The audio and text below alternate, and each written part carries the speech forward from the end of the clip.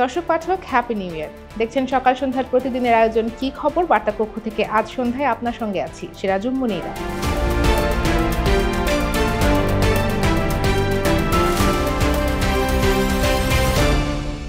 আপনারা নিশ্চয়ই একমত হবেন 2024 সালটি বাংলাদেশের মানুষের জন্য ছিল বেশ ভিন্ন রকম। অভ্যুত্থানের পথ পেরিয়ে এখন চারদিকে ধ্বনিত হচ্ছে নতুন বাংলাদেশ গড়ার প্রত্যাশা। কিন্তু দেশের অর্থনীতি কি নতুন বাংলাদেশ গড়ার জন্য প্রস্তুত? আওয়ামী লীগ সরকারের পতনের পর 5 মাস পার করেছে অন্তর্বর্তী সরকার। ক্ষমতা নেওয়ার পর নানা ধরনের সংস্কার কাজও শুরু করেছে তারা, কিন্তু অর্থনীতিতে এখনো আসেনি স্থিতিশীলতা। মূল্যস্ফীতি বাড়ছে, বাজারে নেই স্বস্তি, বিনিয়োগে দেখা দিয়েছে খরা। এই অবস্থায় কেমন যাবে 2025 সালের অর্থনীতি? আদতে একটি দেশের সামগ্রিক ভালো থাকা তো অর্থনৈতিক অবস্থার উপরেই নির্ভর করে। এ বিষয়ে কি বলছেন খাত সংশ্লিষ্টরা কিংবা বিশ্লেষকরা? কেবল বাংলাদেশের নয়, বিশ্বের অর্থনীতির গতি প্রকৃতি বা কোন দিকে যাবে, এসব নিয়ে কথা বলবো আজকের কি খবরে। এজন্য যুক্ত করব সহকর্মী আব্দুর রহিম হারমাছিকে। আব্দুর রহিম হারমাছি, আপনাকে স্বাগত। আপনাকেও স্বাগত, দর্শকদের স্বাগত। আমরা জানি মূল্যস্ফীতির লড়াইয়ে অনেক দেশই জয়ী হয়েছে, কিন্তু বাংলাদেশ এখনো পারছে না। এর কারণ কি?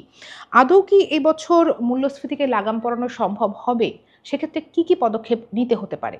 না, এটা আপনি যেটা বলছেন সেটি হচ্ছে যে এটা বলা খুবই দুষ্কর। আসলে ওইভাবে পূর্বাভাস দেওয়া যায় না। আমি যদি অর্থনীতির গবেষক হতাম বা কোনো প্রতিষ্ঠানে নিয়ে গবেষণা করতাম, তাহলে হয়তো আমি পূর্বাভাসটা দিতে পারতাম যে কমবে না বাড়বে না কোন অবস্থায় থাকবে। তবে আমার অভিজ্ঞতার আলোকে আমি যেটা বলতে পারি সেটা হচ্ছে যে বাংলাদেশের মূল্যস্ফীতি অনেক ক্ষেত্রেই মানে যেটা হওয়ার কথা ছিল সেটা হয়নি। অর্থাৎ আমরা প্রায় 2 বছর ধরে সংকোচনমূলক মুদ্রানীতি অনুসরণ করছি। তার একমাত্র কারণ ছিল আপনার হচ্ছে যে আমাদের মূল্যস্ফীতি যেটা বেড়ে গিয়েছিল সেই মূল্যস্ফীতিটাকে সহনীয় পর্যায়ে নামিয়ে আনার জন্যই আমরা সংকোচনমূলক মুদ্রানীতি গ্রহণ করেছিলাম। সেই সংকোচনমূলক মুদ্রানীতির আলোকে আমরা ব্যাংক ঋণের সুদের হার বাড়িয়েছি, আমরা রেপো সুদ হার বাড়িয়েছি, আমরা আরও বাজার মনিটরিং সহ নানা শুল্ক অর্থাৎ পণ্যের আমদানি শুল্ক কমিয়েছি, কোনো কোনো ক্ষেত্রে আমদানি শুল্ক একেবারেই শূন্য করে দিয়েছি।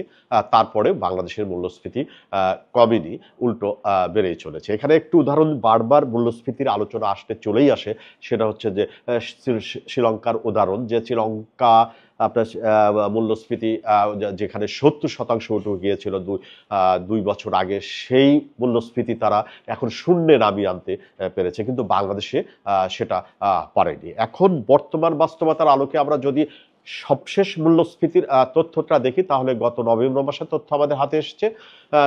সেটা সার্বিক মূল্যস্ফীতি হচ্ছে আপনার 11.38%, আর খাদ্য মূল্যস্ফীতি সেটা প্রায় 14%। এখন যেটা আপনি বলছেন যে মূল্যস্ফীতি আগামীতে কমবে কিনা, এখানে আমাদের মূল্যস্ফীতির সঙ্গে খাদ্যপণ্য বিশাল একটা ভূমিকা রাখে। সেই ক্ষেত্রে আমরা এই যে এখন যেটা পুরোদমে চলছে আমন মৌসুম, বন্যার কারণে সেই আমন মৌসুমের ফলনটা কিছুটা ব্যাহত হয়েছে। সামনে বড় মৌসুম আছে, সেই বড় মৌসুমটা যদি আমরা ভালোভাবে ফলন হয়, বাম্পার ফলন হয়, সেই ক্ষেত্রে হয়তো মূল্যস্ফীতি মানে থামতে পারে মানে হচ্ছে যে হয়তো বাড়ার যে প্রবণতাটা আছে সেটা হয়তো সেই প্রবণতাটা হয়তো থাকবে না, কিন্তু মূল্যস্ফীতি একেবারে কমে আসবে বা অর্থ উপদেষ্টা ডক্টর সালেউদ্দিন সাহেব বা গভর্নর আহসান ইসলাম মনসুর সাহেব যেটা বলছেন আগামী জুনের মধ্যে 7% নামিয়ে আনবে, আমার অভিজ্ঞতা যেটা বলছে সেটা বোধহয় সম্ভব হবে না। কারণ হচ্ছে মূল্যস্ফীতি কমানোর ক্ষেত্রে আমরা যেটাকে সবচেয়ে নিয়ামক হিসাবে ব্যবহার করে থাকি সেটা হচ্ছে যে ঋণের বাজারে টাকার প্রবাহ কমিয়ে মূল্যস্ফীতিটার লাগামটা টেনে ধরা। বাংলাদেশের বাস্তবতায় শুধু সেইটা দিয়ে আপনার মূল্যস্ফীতি কমিয়ে আনা সম্ভব না, কারণ এখানে বাজারের একটা বড় ভূমিকা আছে। আমরা জানি বাজারে সিন্ডিকেট আছে, কারসাজি আছে। সেইটাকে যদি আপনি কঠোরভাবে সরকারের পক্ষ থেকে বা বিভিন্ন সংস্থার পক্ষ থেকে যদি আপনি নিয়ন্ত্রণ না করতে পারেন, শুধুমাত্র নীতি সুদ হার বাড়িয়ে অথবা ব্যাংক ঋণের সুদের হার বাড়িয়ে বাজারে টাকার প্রবাহ কমিয়ে খুব বেশি ফল মূল্যস্ফীতির ক্ষেত্রে পাওয়া যাবে বলে আমি ব্যক্তিগতভাবে মনে করি না। এবার আপনার কাছে জানতে চাইবো বাজার পরিস্থিতি সম্পর্কে। আমরা জানি, সবাই জানি যে নিত্যপণ্যের বাজার ভীষণ অস্থির হয়ে আছে। সামনে আসছে রমজান মাস।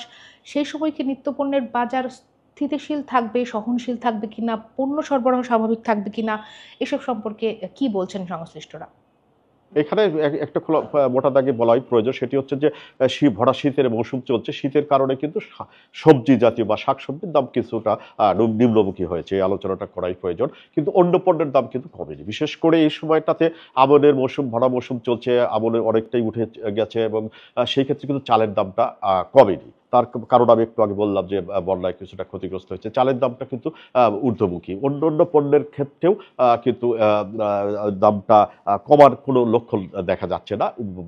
শুধুমাত্র শাকসবজির দামটা মৌসুমের কারণে কিছুটা নিম্নমুখী হয়েছে। আর আরেকটি বড় বিষয় যেটা, সেটি হচ্ছে যে আমরা যে শুল্ক কমালাম বিভিন্ন পণ্যে, সেই শুল্কেরও কিন্তু সুফল বা ফল কিন্তু ক্রেতারা পাচ্ছে না। এখন যেটা সবচেয়ে গুরুত্বপূর্ণ বিষয় হয়ে দাঁড়াবে, বাজারটাকে যদি আপনি কঠোরভাবে নিয়ন্ত্রণ করতে চান, তাহলে বিশেষ করে আপনি বলছিলেন যে রমজান মাস সামনে, সেই রমজান মাসে যদি পণ্যমূল্য সহনীয় রাখতে চান, তাহলে এখন থেকেই যে পণ্যের সরবরাহ বা চাহিদা কেমন আছে সেই বিচার বিশ্লেষণ করে যদি এখন থেকেই পণ্য আমদানি বা বাজারের সরবরাহ ব্যবস্থাকে ঠিক করা হয়, তাহলে একটা ফল দিতে পারে। আর তা না হলে কিন্তু প্রতিবারই যেমন রমজানকে সামনে রেখে বা রমজানের মধ্যে পণ্যমূল্য বেড়ে যায়, এবারও তেমনটা হবে। এখনো 2 মাসের মতো বেশি সময় আছে। এখন যদি সেই পদক্ষেপ সরকারের পক্ষ থেকে কঠোর পদক্ষেপ না হয়, বাজার নজরদারি করা হয়, সেই ক্ষেত্রে হয়তো ফল দিতে পারে। আমার বিশ্বাস যে সরকার হয়তো সেই পথ অনুসরণ করবে। পুঁজিবাজার আর ব্যাংক খাত,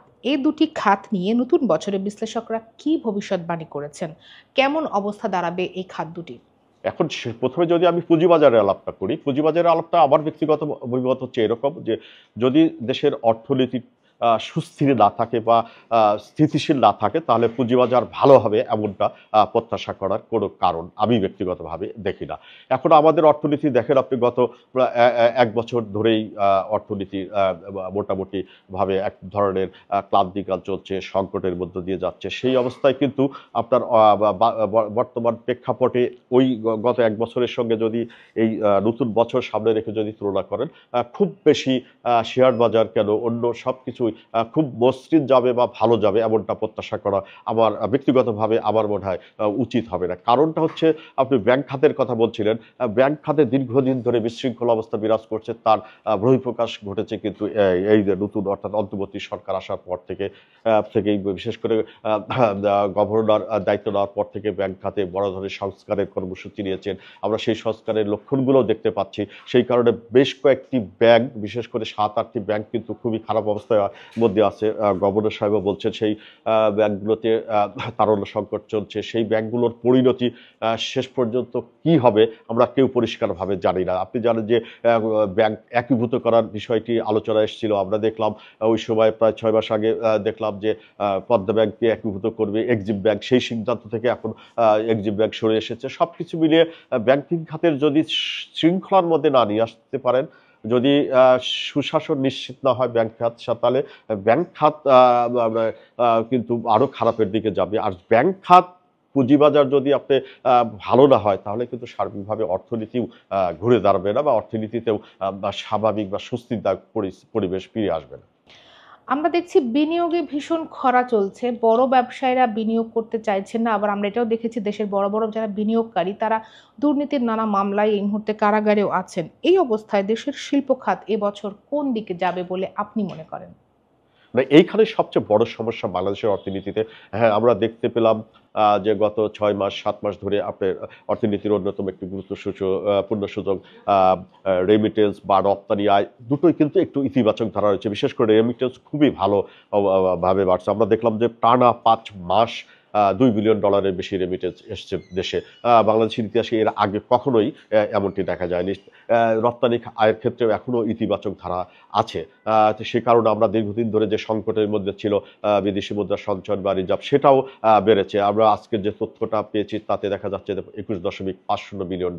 অর্থাৎ এই জায়গাগুলোতে যতটা একটু ইতিবাচক ধারা দেখা যাচ্ছে, কিন্তু তার চেয়ে বেশি নেতিবাচক ধারা বা খারাপ বা মন্দা দেখা দিয়েছে বিশেষ করে বিনিয়োগে। আপনি বললেন যে বেশ কয়েকজন বড় বিনিয়োগকারী বা বড় গ্রুপের কর্ণধাররা